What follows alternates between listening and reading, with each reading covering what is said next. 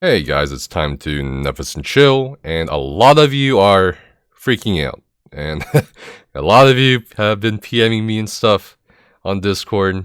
So let's go over what is exactly going on that has a lot of people talking about it, and it's in regards to the Update 28 Combat Preview and Developer Update that was posted earlier today on the Elder Scrolls Online public forums. As a side note, the Bethesda / ZeniMax Online Studio developers are going to be doing a Markarth reveal, the next DLC name and location, for tomorrow at 3 p.m. US Eastern. I will also be streaming tomorrow at around 3 p.m. US Eastern. We'll be watching the Bethesda stream together on my stream. You guys can come by the chat and discuss with me about the next patch, ask me questions about ESO, and just chill while we watch the Bethesda stream. Also, at the end of the Markarth reveal stream, I'll be doing Crown Star giveaways and stuff. And hopefully you guys will come by and we'll enjoy the time together. But anyway, I digress. Let's go and continue along with this post. So basically they are presenting what the combat team has been focused on for Update 28. As always, please be aware these are just the current proposed adjustments are subject to change during the upcoming PTS cycle. And of course, there's been adjustments to the major minor system. If you don't know what that is, definitely look up the major minor system on the ESOU website. If you don't know what it is, we got explanations in regards to how the major minor system works and so forth, if you're curious about that, as well as some adjustments to frost staff and critical calculation. So a week ago or so they did, or was it this past week, they did nerf precise, and this is kind of indicative of what their plans are, and they obviously have plans in regards to critical rating or potentially critical damage. And anyway, they talk about how they're going to hard code major minors, which will make them less prone to incorrect stacking and mismatched values. And a lot of people are kind of worried because they brought up the fact that they're going to shift buffs and debuff system, so they're calculated on the server much in the same way as sprint and block. And I think a lot of us have some bad memories with the block changes. So I mean, hopefully, these are buffs and debuffs, so they're not exactly the same thing as block. So hopefully the hard coding of the major minor system will not be, as buggy or bad compared to the block changes. During this change, we also adjusted buffs and debuffs to bring them more in line with our standards for item sets and abilities. This was also combined with the overall goals to increase sustain, decrease damage done, and increase damage taken. Okay, now, obviously the major minors, there's a lot of buffs and debuffs we need to consider. We need to consider vulnerability, we need to consider vitality, berserk, prophecy, brutality, the list goes on and on. So until the values come out, right, in full detail, and also testing can be done on PTS, I wouldn't, freak out too much about it. What a lot of people, or what a lot of you guys are freaking out about is this one right here.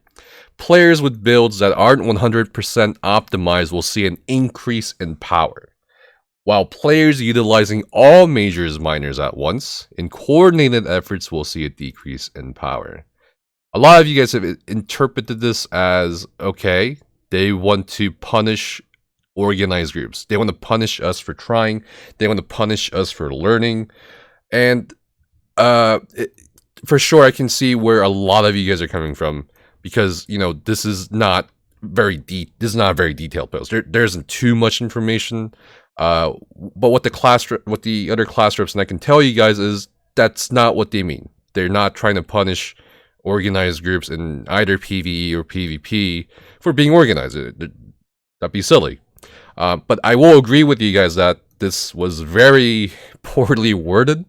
But I'm not going to say anything more on that. In fact, I will say that I am actually looking forward, for the most part, to the next patch. I am looking forward to the next patch for sure. For frost staff changes, and these are probably some of my favorite things that have been brought up publicly. For frost staff changes, we looked at the prior goals where Magicka users could tank in PvE and PvP scenarios.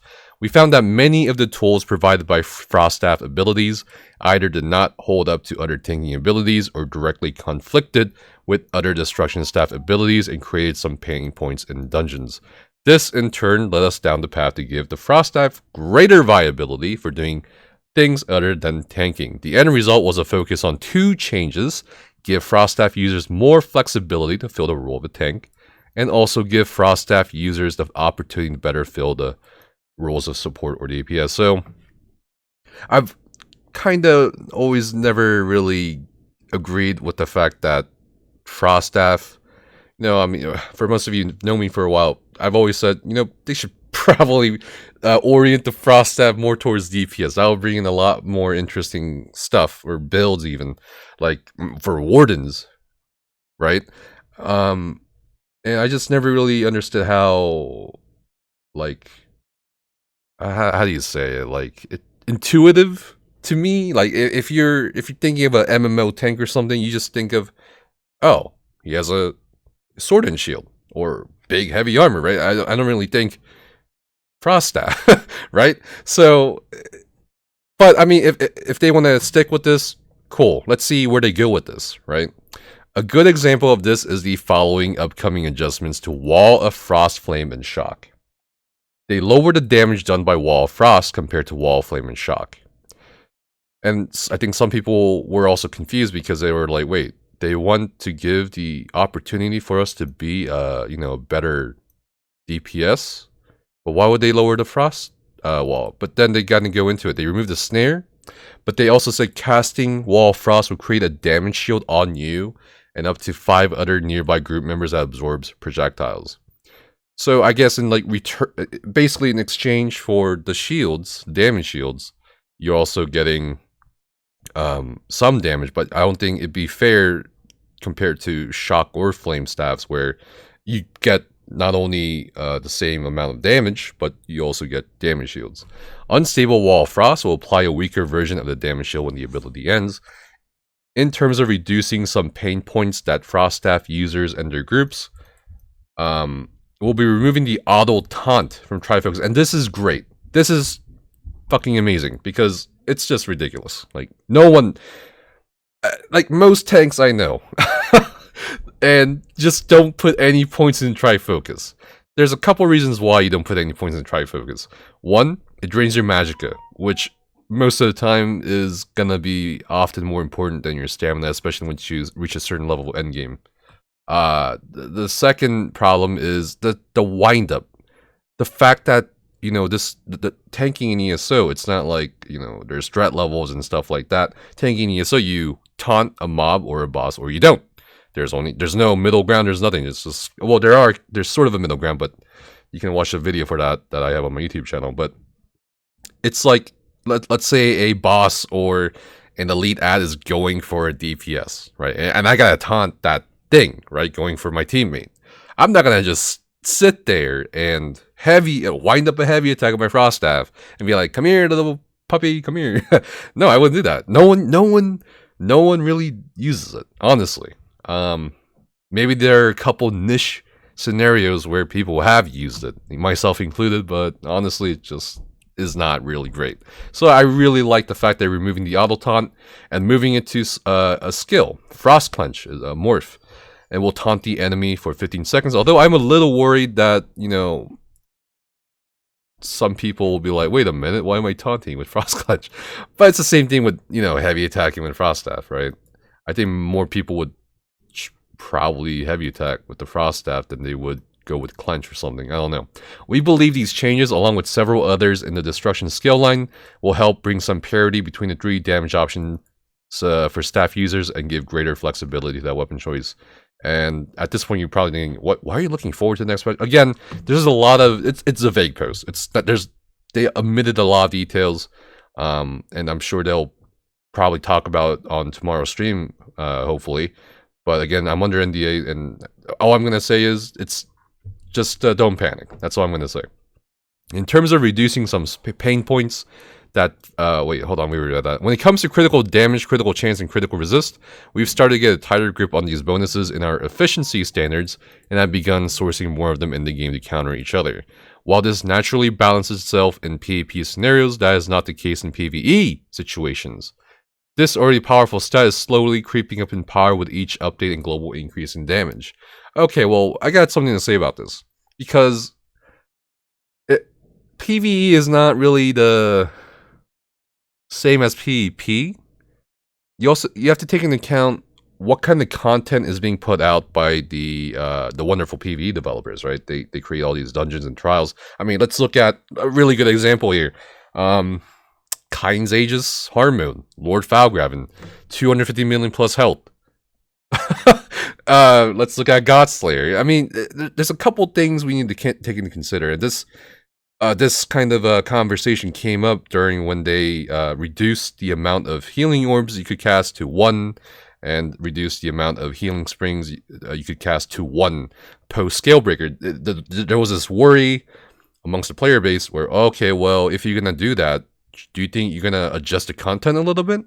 And as we found out, the content didn't really need to be adjusted, but we gotta be careful here. I think the devs need to be careful here. If they touch a bit too much with the whole critical damage, critical chance, maybe the content would need to be adjusted in this case. But we'll see. Again, just reserve everything for now. The main cause of this imbalance is the ease of access to gain critical chance in our game. I would say amongst other factors too. We have a large amount of passive crit enabled from passive abilities, armor, champion points, base chance, true. On top of this, the raw standard of crit chance is higher than other DPS stats, which results in stacking crit being incredibly powerful, true. Due to this, certain classes scale more effectively in group content, resulting in just stack X in our endgame meta. That's great. That's great that they recognize that. While this is somewhat mitigated in PvP with critical resistance, we still hear a large number of complaints about the line certain classes teeter on in terms of balanced PvE as a result. Either too strong, or we nerf them and they become too weak in other areas. This whole thing is great. Like, that they recognize that, yeah, it's an issue. As for if they can, actually address this issue, we'll see. We'll see. As such, we have created a new combined stat for critical chance, which is a combination of spell and weapon crit.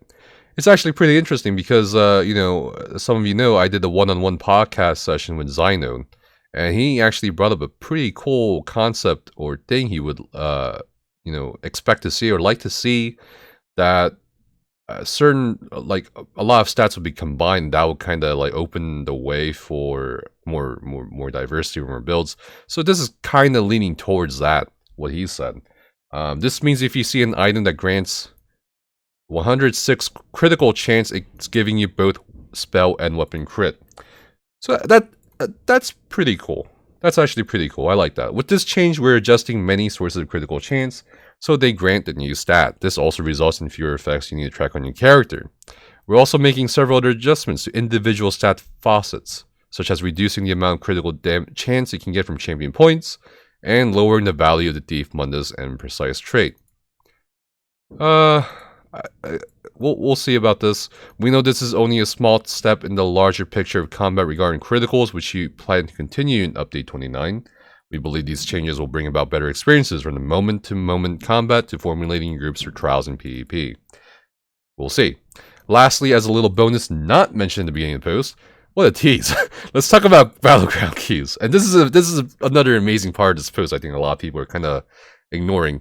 Over the past several updates, we've been running a test where the only available queue is a solo queue. There was a huge outcry, right? Where group queue was removed. You can't group up in queue for Battlegrounds. And while we have seen Battleground participation fluctuate from update to update, we have not seen a considerable change in overall population. We also have heard you loud and clear that playing with your friends in the Battleground sorely missed, and we're going to test reintroducing the group queue with Update 28.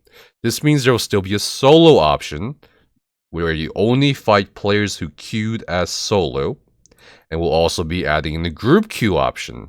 However, the group option has a twist. You don't have to be in a group to queue for it. Yes, absolutely great. You can be solo, duo, trio, or have a full group of 4 and join the group queue. When you do, be aware that you'll be at the mercy of other players joining as pre-made groups. So this is great. A solo queue and a group queue. This is something the community has been asking for a really long time, since only solo queues were implemented. after they took group keys away. This is great.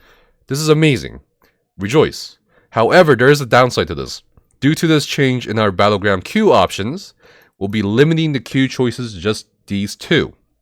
You'll also no longer be able to choose a game type. And I know some of you who are achievement hunters and stuff, you're kind of, pissed off by it.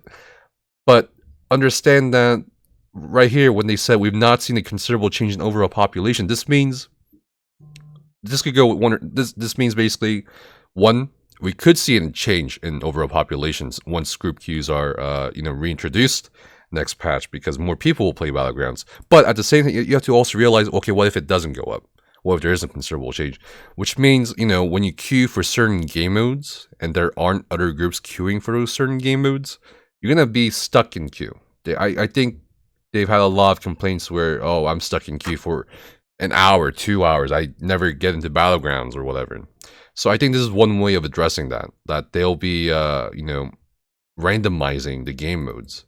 Because this is to reduce the risk of further splintering, they even say it, the queue on top of the group or solo options. Honestly, might be a controversial opinion, but I think they should just, just keep deathmatch as the only option. It just feels like when you solo, it feels like when you solo, it's like, it just turns into deathmatch anyway, it doesn't really matter. But when you group queue, I can see this being a problem for group queue, because when you group queue, you might be, achievement hunting with friends or whatever. But otherwise, you'll still be doing Battlegrounds anyway. You'll probably end up getting it at one point. It's just going to be more of a time spent versus I guess, an enjoyment factor. But I don't know. I don't think it's too big of a deal, but that I can certainly see that being a downside. But yeah, I think overall, this is pretty cool. There were a couple things that a lot of you did not like, or a lot of you guys are apprehensive about, which I completely understand. But again, we'll see. Let's reserve some judgment until the PTS, and yeah, that'll be it. One thing I do want to point out though, before I let you guys go, is Jessica posted here as well after this post. We want to let you know that what we're planning for the Update 28 game performance preview, and when you'll see it. This Saturday, September 19th, which is tomorrow. Now, hopefully I'll see you guys on the stream tomorrow, my stream tomorrow. We'll be sharing new details on a variety of topics during our Dark Heart of Skyrim year-end preview stream, including the upcoming Markarth DLC and Update 28 base game features and improvements. I think this is going to be something a lot of you have been spamming the Bethesda Twitch chat for. What about the game performance? So I would strongly suggest watching the stream to see what information they're revealing on that one. We've got all hands on deck, preparing for the stream, and we'll be sharing the Update 28 game performance preview in the weeks that follow. We're also making some changes to the update-based game performance preview post based on feedback and reactions to the last one. In addition to a preview of the game performance improvements we have lined up for U28, you can also expect a summary of how the Update 27 game performance improvements went and related next steps. This does mean that we won't have the U28 game performance preview for you before PTS launches. So that's pretty cool. But yeah, again, I'll see you guys hopefully tomorrow on the stream, and let's see where this takes us. But overall, in addition to the two tests that they added on to the Cyrodiil performance test, and honestly, mostly a positive post here. I have high hopes for next patch for sure. But yeah, thanks for watching. I'll see you guys next time. Stay safe and have fun.